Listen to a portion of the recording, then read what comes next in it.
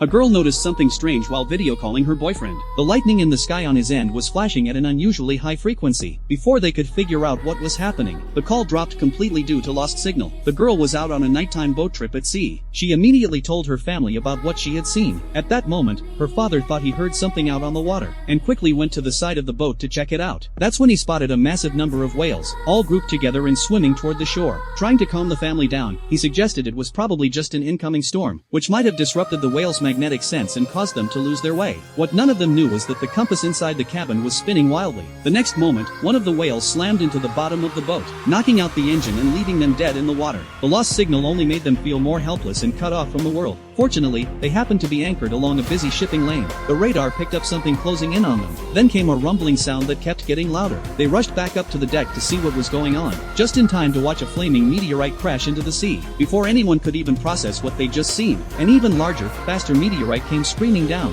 and smashed into the water not far from where they were. Kevin had no idea what was going on, but he immediately jumped behind the wheel and tried to get the yacht moving. No matter how hard he tried, the engine simply wouldn't start. While he was wasting precious time, another massive meteorite came hurtling straight toward them. Luckily, it only grazed the side of the boat as it skipped past. They scrambled back inside to take cover, but as more and more meteorites rained down, the ocean surface turned violent and churned with massive waves. Helpless against the chaos, they threw on their life jackets and braced themselves as the boat was tossed around, leaving everything to fate. By the time the sea finally settled, 2 full days had passed, but the scene outside was somehow even more shocking. In just 2 days, an enormous amount of seawater had completely vanished. As far as they could see, there was nothing but cracked, dry ocean floor. The fish and sea creatures left stranded on the deck were the only proof that they hadn't lost their minds. Making things worse, after everything they'd been through, their food and water would only last a few more days. Seeing how bad things were, Jack quickly released a balloon high into the air, hoping that anyone passing by would spot it easily. Kevin kept working the radio, desperately trying to reach someone. Against all odds, they actually got a response before long.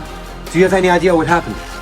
The voice on the other end explained that the Earth's magnetic field had reversed, triggering a series of natural disasters. Nick turned out to be a deep-sea surveyor, who had been down in the ocean doing exploration work when the disaster hit. He said not all communication systems had gone offline, and based on what he knew so far, the Earth's magnetic field might flip back in about 5 days. When that happened, all the water that had been displaced would come rushing back. He urged them to get to higher ground as soon as possible. But stranded in a low-lying section of the seabed, there was nowhere for them to go. They quickly asked if they could come to his location for shelter, but this time, Nick went completely silent. Anna understood he was probably hesitant, so she quickly spoke up and told him she was a doctor who could provide medical help if anything went wrong. After a long pause, Nick finally shared his coordinates. The location was roughly 150 miles away. Even at a full sprint on foot, it would take at least 3 days. With no time to waste, they started packing up right away. But just as they were about to head out, Kevin spotted a lone figure approaching in the distance, a man with a dog, making his way over with great difficulty. Kevin grabbed a water bottle and hurried out to meet him, introducing himself warmly along the way. The man said nothing in response, just stared suspiciously at the water bottle in Kevin's hand. Kevin didn't think much of it, figuring the man was just desperately thirsty after going so long without water. What he didn't notice was the homemade long knife the man was carrying.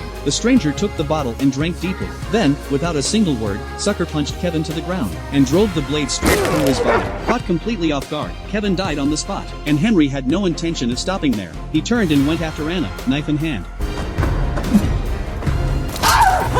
Fortunately, the shot only grazed her shoulder. Anna bolted inside and locked the door behind her, quickly hiding both kids in the storage cabinet, pressing the flare gun into their hands, and telling them to fire immediately if they were found. Then she grabbed a knife and ducked into the bathroom. Henry finally broke through the front door, and began tearing through the cabin like a madman. Anna barely breathed, too terrified to make a single sound. But with so little space to search, he found the bathroom almost immediately, only to find it completely empty. She had slipped out through a broken gap in the wall, and was hiding just below in his blind spot, staying out of sight. Just when a frustrated Henry couldn't figure out where she'd gone, Anna stumbled into the dog waiting outside. Its barking instantly caught Henry's attention, but the dog didn't wait for its owner, it lunged at her. In a panic, Anna stabbed it with her knife. When Henry came out, all he found was the animal's body on the ground. By then, Anna had already quietly circled around to the side of the boat, and pulled herself back on board. With her supplies and kids still there, she couldn't just run, but just as she was creeping over to get the children, Henry appeared out of nowhere and knocked her flat. He straddled her and wrapped his hands around her throat, squeezing the life out of her. The terrifying moment was too much for Cassie, hiding in the shadows. She threw open the cabinet, aimed, and fired the flare gun straight at Henry. Caught completely off guard, the flare blasted him off his feet. The shower of sparks instantly set the cabin on fire. Anna grabbed what supplies she could and ran. Shortly after they got clear, the burning yacht exploded into pieces.